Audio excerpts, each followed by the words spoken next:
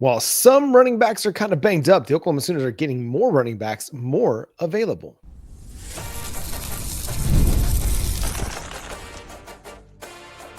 You are Locked On Sooners, your daily podcast on the Oklahoma Sooners. Part of the Locked On Podcast Network, your team every day. What's up, Sooner Nation? Welcome to Locked On Sooners, and thank you for making Locked On Sooners your first listen every single day. Shout out to all the everydayers out there. Tune in and subscribe to the show wherever you get your podcasts. We're part of the Locked On Podcast Network, now the #1 sports podcast network. Today's episode is brought to you by Game Time. Download the Game Time app, create an account, and use code LOCKEDONCollege for $20 off your first purchase over at Game Time. He's Jay Smith of Unfair Sports. I'm John Williams of Sooners Wire and USA Today Sports. On today's show, we're going to talk about where Oklahoma stands in the latest college football playoff rankings. Is Ben Arbuckle going to figure it out? We'll discuss that in the second segment. But let's start here because, Jay, the running back position, the running game, and the offense have been a hot topic of conversation for about 6, 7, 8 weeks. Running back more in particular because Xavier Robinson's been playing banged up. Tory Blaylock has been playing banged up. And you got dudes kind of sitting on the sidelines just hanging out. But Ben Arbuckle, Brent Venables both had some things to say today about the running back position. Yeah, you got a little bit of an update. Brent Venables mentioned that Taylor Tatum, the former #1 running back in the country that we brought in, kind of had some fumbling problems as a true freshman, that he's back to actually being healthy to where he can truly play. And what that means is that they had him doing a little practicing, trying to get him going, and they said that I've heard that he works his butt off. And now BV was mentioning that he was getting close. He had mentioned him getting close like a couple weeks ago. I remember him saying in the presser. So I was thinking, okay, we may see, some Taylor Tatum now that everybody's banged up in the running back room.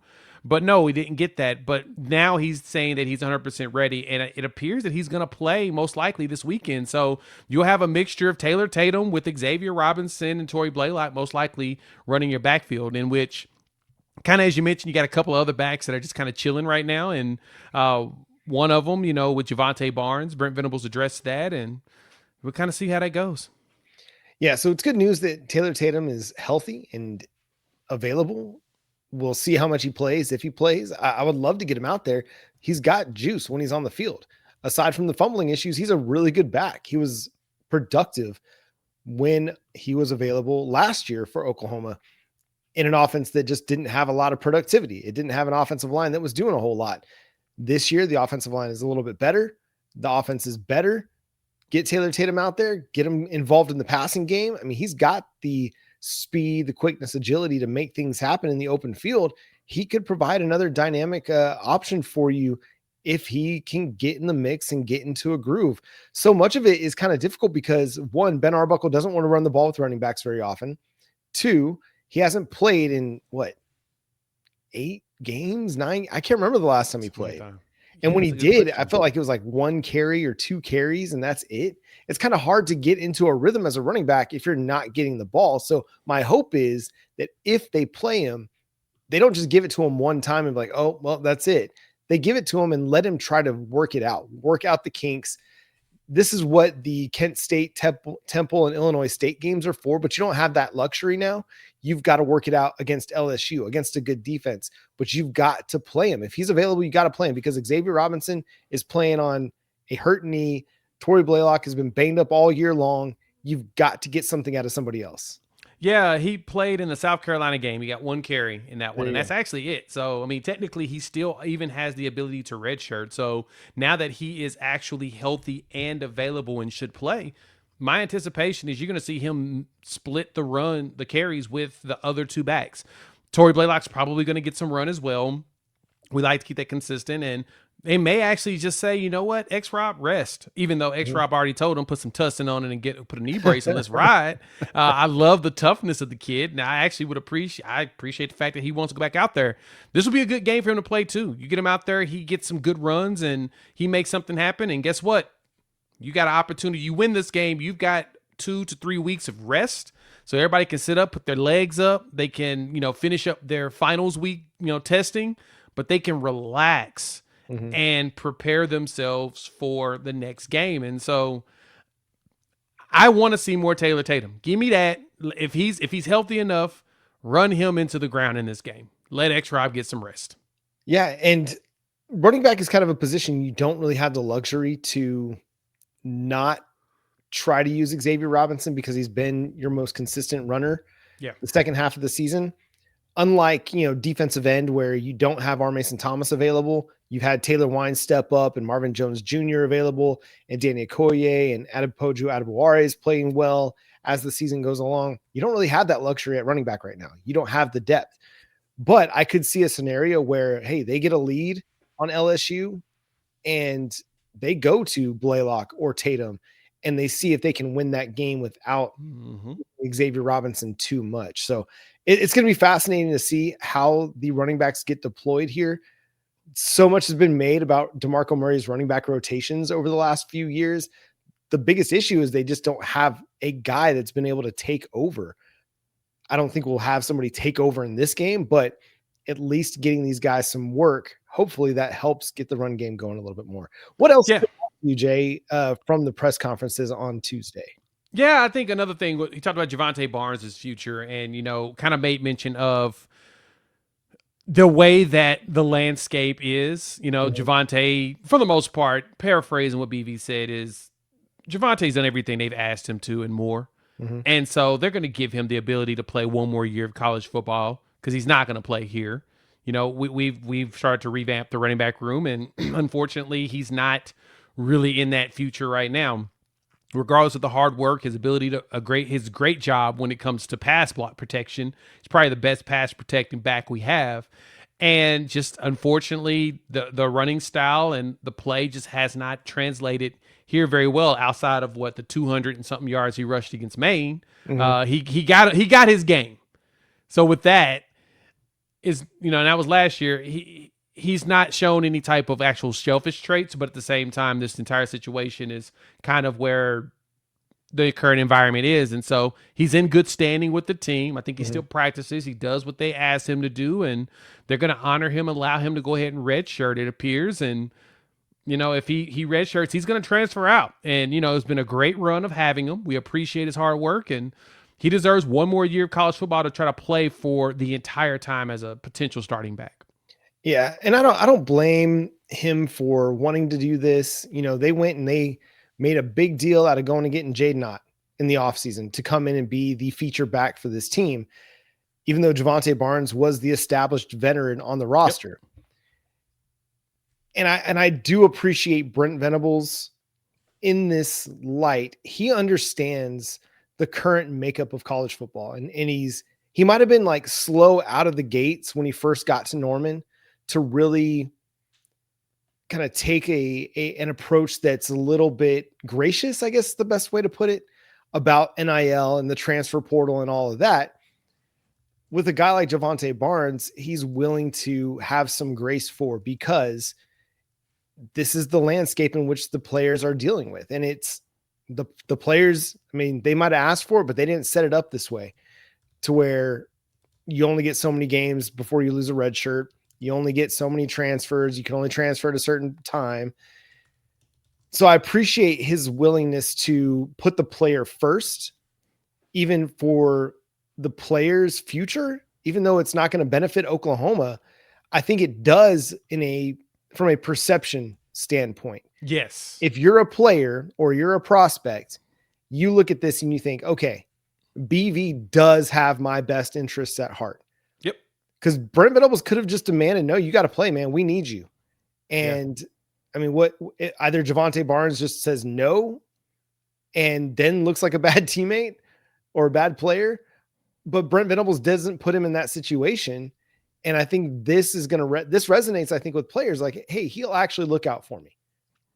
That's the big thing, is that he's going to come across as the guy that will take care of his people. And that's what's most important in this scenario, especially when it comes to doing this for, Jovantae Barnes. And you said it perfectly, John.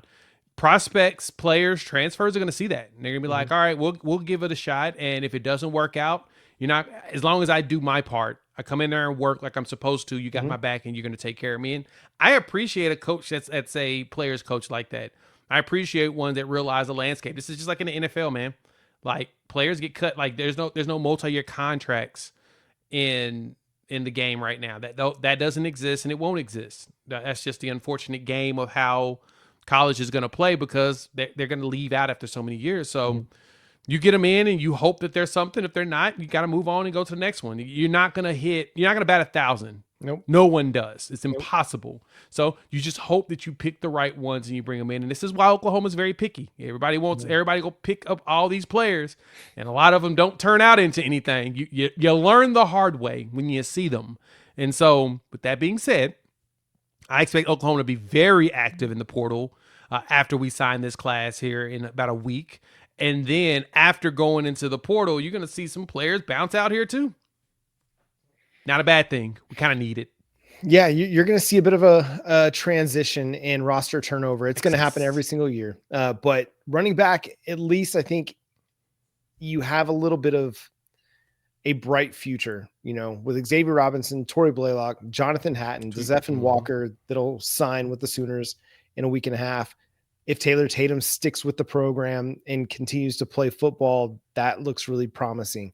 It's a really strong looking group. But in the short term, one game left in the regular season, potentially some playoffs. Can Ben Arbuckle figure things out for the Oklahoma Sooners offense? The NBA is back, and there's no better place to get into action than FanDuel, the official sports betting partner of the NBA. Even if you miss the start of the game or want to ride out on the hot hand, hey, FanDuel has live bets for everything who will score next to fourth quarter comebacks. Plus, you can even combine your live bets into a same-game parlay for a much bigger shot at a bigger payout. Keeps every game exciting, especially when your team's making that late push. Oklahoma right now sitting nicely with that spread. Something to take advantage of. So right now, FanDuel is giving new customers $300 in bonus bets when your first $5 bet wins. So head to FanDuel.com to sign up and play your game with FanDuel, the official sports betting partner of the NBA. Once again, thanks for making Locked On Sooners your first listen every single day. Shout out to all the everydayers out there. Tune in and subscribe to the show wherever you get your podcasts. We're part of the Locked On Podcast Network, your team every day. So, Jay, the offense has been the biggest topic of discussion over the last month and a half or more since basically the Texas game, when things kind of revealed itself to not be efficient, not be super good offensively. Yeah. That's terrible English, but that's the phrase that came to my mind. We'll go for it. Can we get this thing turned around against what's going to be a good LSU defense to get Oklahoma into the playoff and then hopefully make some noise? So let's define turnaround, because I think that's the one thing that a lot of fans want to. I went through and looked at some of the numbers. Turned up, so I went through and looked at some of the numbers. I went through some of the advanced numbers for this team. I started looking at the raw stats just to see. The offense is better than it was last year statistically. Yes. We're surpassing everything that we did last year for the most part, except for run yards. But there's a possibility we could do that. But overall, this offense is better. Yeah. But we ain't going to beat them no different than what we are right now. I'm just going to tell you now, no, we're not going to figure anything out. Nothing will be figured out. This offense is going to be what it is. It's going to do everything it needs to help win these games. Let me explain what I mean. Brent Venables went on a 5-minute rant during the presser talking about him and communicating with his coaching staff, and he does on the sideline. Hey, Ben, this is what we need. Get us this, get us that. Let's focus on this, focus on that. His entire goal is don't screw up what this defense has created for you and try to just keep yourself on the field as long as possible. Sustain drives. You get a big play, cool, but don't push it now. Right now is not the time to push it. Right now is the time for you to just sustain drives and keep burning clock. So far, we've done that. So with that point being, it appears that this entire goal is to make this 100% complementary offense or complementary ball on both sides of the ball. So, John, I don't know why we even going to be stressing about this, because it's not going to be any different. Just accept it. Accept it this season. We'll refresh things in the transfer portal. You're going to see a whole bunch of changes. I promise you, a bunch of changes. And then next year, we can judge it. Just right now, ain't going to be no better. Yeah, I'm not going to sit here and expect all of a sudden Oklahoma's going to go out and score 40 against LSU or start putting up big numbers in the playoff. If they win any games in the playoff, it'll be like what we've seen the last few weeks. 23-21, 17-13, 27-24. That kind of game where you'll get just enough offensively, you'll get some good special teams performances, you'll get maybe a defensive turnover that puts you in position to score. You're going to get that. I truly believe that. This team is going to be able to get enough, and the defense isn't going to play any offenses that can just run away from them. No. I truly believe that as well. So you're going to be in some tight ball games. So you do need to have an offense that's willing to play complementary ball, willing to live to fight another day, willing to understand that a punt is a good play, especially with this defense. So I'm okay with that. Just want to see a little bit more just connectivity. When Jovantae throws a deep ball, hey, keep throwing them. Listen, if you don't complete them, okay, it's better if you complete them, obviously, but just keep throwing them because you will get one. You're not gonna get a deep ball if you don't throw a deep ball. So you got to keep throwing them because Isaiah Satania, Deion Burks, they will get behind the defense and they will create a big play if you just hit them. So you got to throw it. Trying to feed Isaiah Satania. I think that's an element that has to get better. Find a way to get him the ball more. Find a way to get your dynamic playmakers the ball more. No, I 100% agree. And I think the most interesting stat that I came across when doing all of these numbers and crunching them and everything is that the defense's field position start is rated at number 1 in the country. And that's awesome. So basically, the offense may sputter, but they do a really good job of making sure the defense has a good starting position when they're playing defense against other teams. Yep. That, to me, might be the most important thing there, because when we put the defense in a position where they're in a good spot and they force 3 and out or a 6 and out or even a 9 and out, you're going to get the ball back in a good spot. And our offense has shown that it can drive out of an end zone. It can get you a few plays. It kind of sputters out about half midfield, but that doesn't matter. As long as it's driving out and it's burning some clock, that's all you're going to need to do against some of these big games. You're going to have to be very careful when you get, if we win this game, it's LSU, we should, but if we win this game, I'll maintain the ifs just to be, respectful. Right. But you get past this, you make it to the playoffs, those playoff games are going to really be about a game of inches. And so far this season, this defense and this just team in general has shown you they can win at the inches game. It showed you against South Carolina, showed you against Alabama, showed you against Tennessee. They're able to win in the game of inches portion of it. And that to me is the most important part. As long as this defense can force a team to stay under 20 points, under 30 points, this team has shown that they can outscore other teams. That's what matters. The end result is who has the most points. Yep. And so far, in 9 games this year, Oklahoma's had the most points. Yeah, that's all that matters. That's it. That's all that matters. Again, they were right there with Ole Miss, had an opportunity. Unfortunately, Isaiah Satania fumbled the ball. John Mateer missed some open throws to an Isaiah Satania. Against Texas, they let the third quarter kind of get away from them. The refs blocks in the back, completely ignored. So this team is not as far off in those 2 losses as maybe a lot of people want to make it out to be. This team has found enough plays offensively. It just has to be just a little bit better, just convert a few more third downs, extend drives a little bit further, get into the opponent's side of the 50 just a little bit more. Because if you do that, you're going to have a great chance to set up a field goal for Tate Sandell. Yeah. Lou Groza finalist, Tate Sandell. So just a little bit better. I mean, again, I don't have high expectations. Just get a little bit better. If you can get a little bit better, man, that takes this thing to a different level. One of those things you can definitely do when you're playing against some of these other teams, for example, like an Ohio State, if you were to match up with them, if you make it in the playoffs, you win the first one and you fight them in the second game, right? You fight them in the second round, somewhere, the Cotton Bowl or whatever. You want to drag Ohio State into the mud just like Michigan did. Michigan beat them 13-10 last year.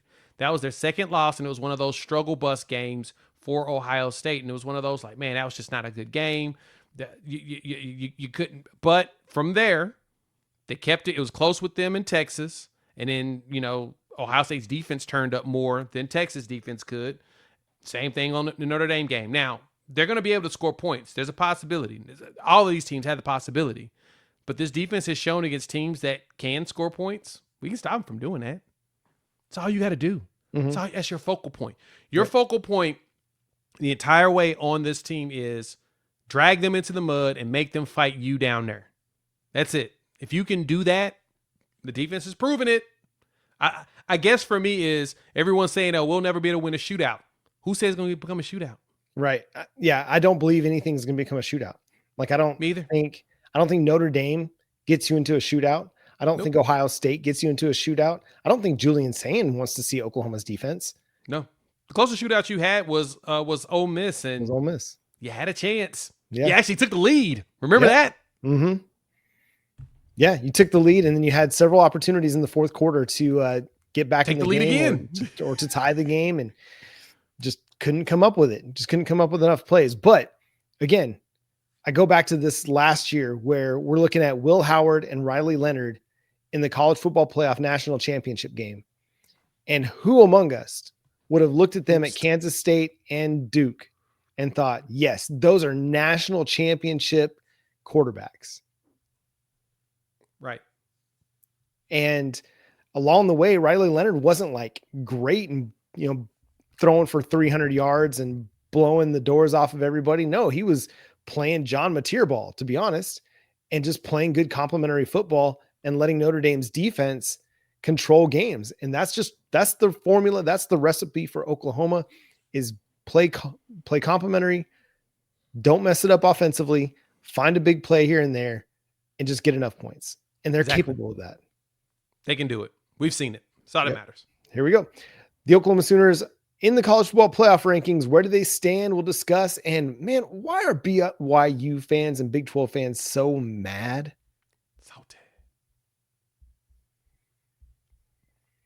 Once again, hey, this episode is brought to you by Game Time. College football is back, and we couldn't be more excited. The tailgates, the rivalries, and the energy in the stands. There's just nothing like it. But let's be real. Actually getting tickets can feel like more of a battle than the game itself.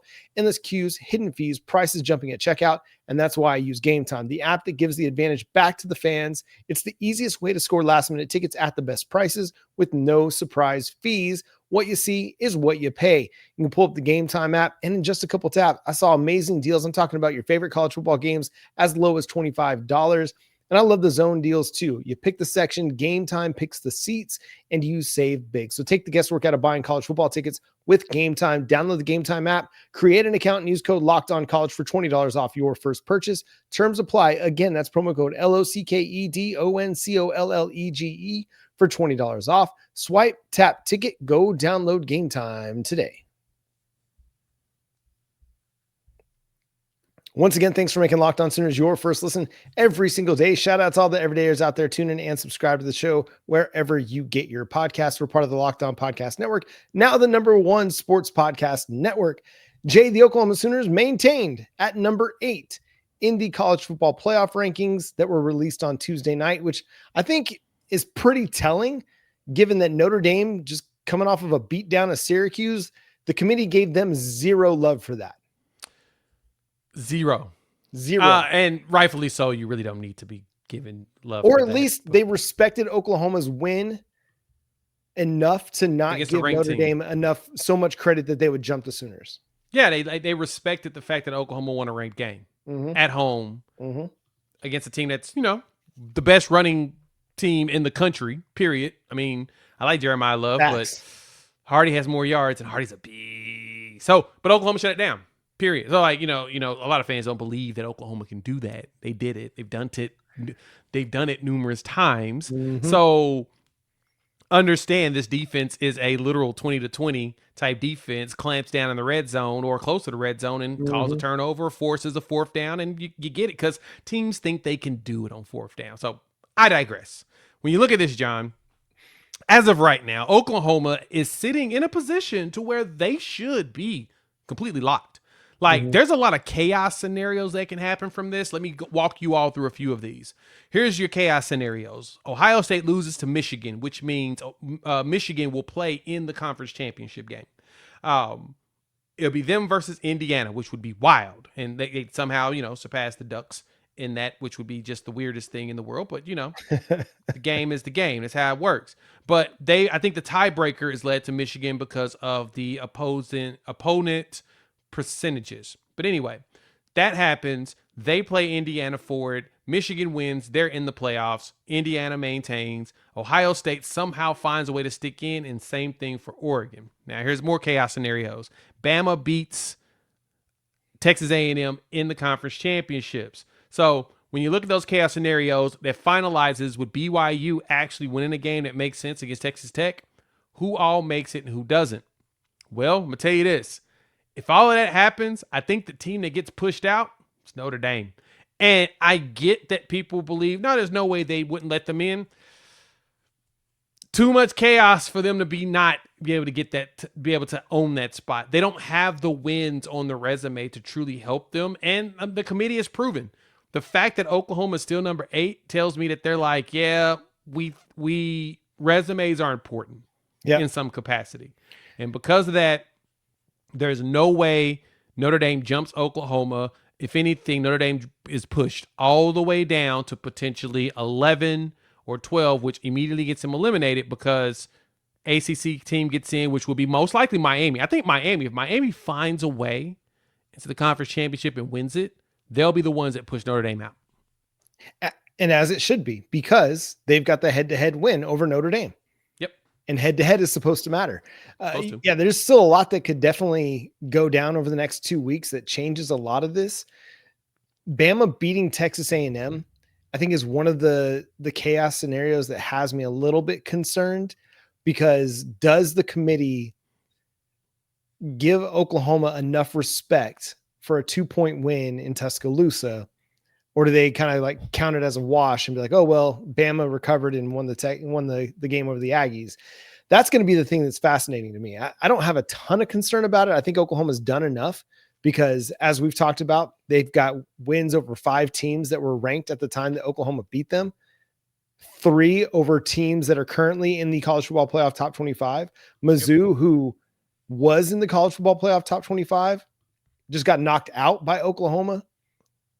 That's a 4th one. I mean, they're receiving votes. To me, that's right there because Oklahoma knocked them out. And this is kind of the battle I've been seeing and really having with Big 12 and BYU fans is a lot of Big 12 and BYU fans are mad right now because there's only one Big 12 team in the college football playoff top 12, top 10. I mean, BYU's number 11, but you got to be in the top 10 if you want to make the playoff as an at-large at this point. And Big 12 fans are mad about it. BYU fans are mad about it. And they've been complaining about Oklahoma's resume. But here's the thing that they don't see is that Oklahoma has 3 wins over teams that are currently ranked in the college football playoff top 25. They're 3-2 in those games. They've got 5 wins against teams that were ranked at the time that they beat them. 5.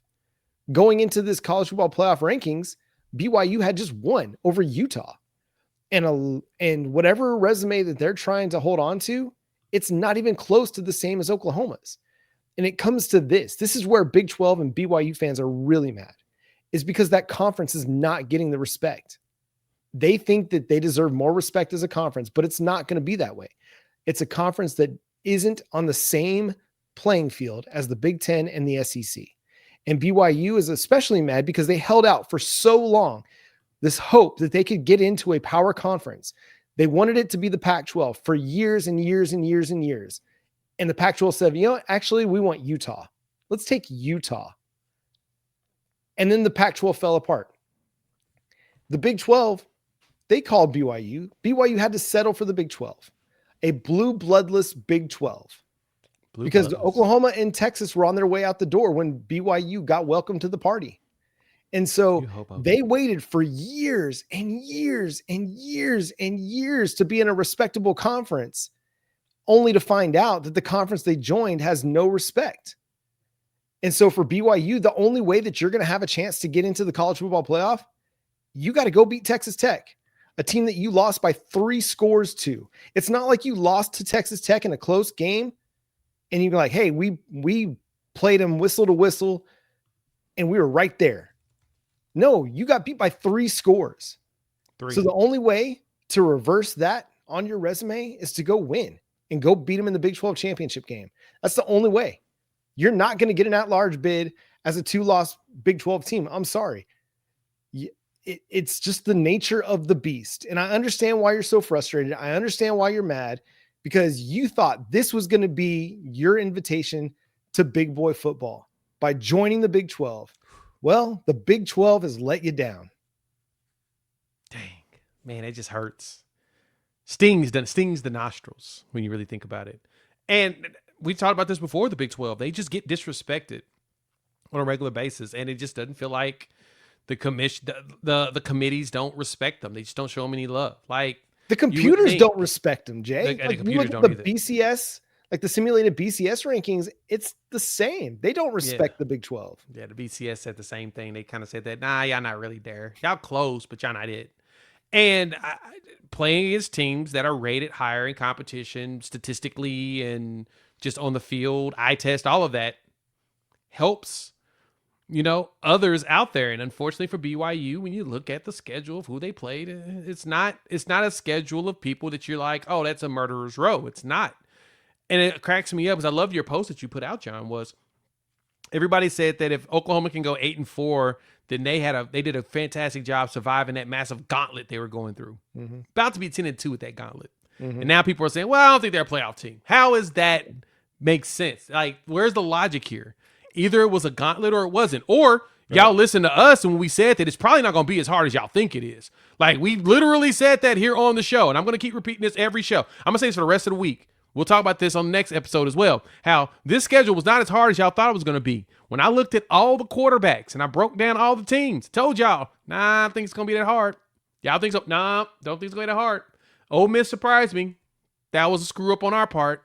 But I thought Texas should have been a challenge. Just Red River is supposed to be that way.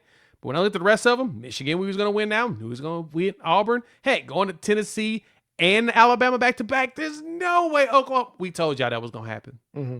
The game we were most concerned about is this one coming up this weekend. Yeah, right. And this one fell apart early. So I think we're good here. Hey, I have never seen a fan base concede so fast in my life than I've seen with LSU fans this weekend. It's crazy. Like someone posted the meme of going to the door and, taking people out. LSU fan responded to it. It's like, y'all gonna be surprised when y'all walk in the door and see us already laying in our own blood. Like, what?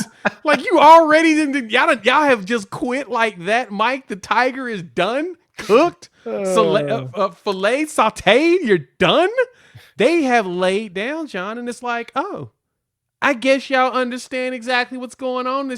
Y'all get it. The biggest thing is even when we talked about it on the squad show not too long ago. Everybody's like, yeah, y'all's defense is for real. Mm-hmm. Did not realize it. Like, I was trying to avoid saying it is good, but no, after watching it week over week, we're like, yeah, no, this is a good defense. And I'm like, I appreciate that. That's all we wanted. The respect of you saying that something Oklahoma hasn't done probably since Brent Venables was here is that, Oklahoma's actually got a good defense. Yep. It's like Vanderbilt. Vanderbilt has to erase the memory of being Vanderbilt. Well, Oklahoma had to erase the memory of the Lincoln Riley defenses. That's what our SEC brethren know Oklahoma for. Yeah. Those terrible defenses that couldn't get them over against Georgia, Alabama, and LSU in the college football playoff. That's really what it comes down to. But Brent Venables has changed the narrative, flipped the script. One final note here on the college football playoff rankings. I think who BYU fans need to be most mad about and Big 12 fans need to be most mad about, it's not Alabama. It's not Oklahoma. It's Notre Dame. Yeah. Go look at their schedule, and you can't tell me that their schedule is better than BYU's schedule or that their wins are better than BYU's wins. You can't tell me that. After starting the season 0-2 and then clawing their way all the way up with all of these wins. Arkansas, it's Arkansas. The USC win is probably their most impressive win. 100%. But you know what also is a quality win? BYU's win over Utah. Yeah.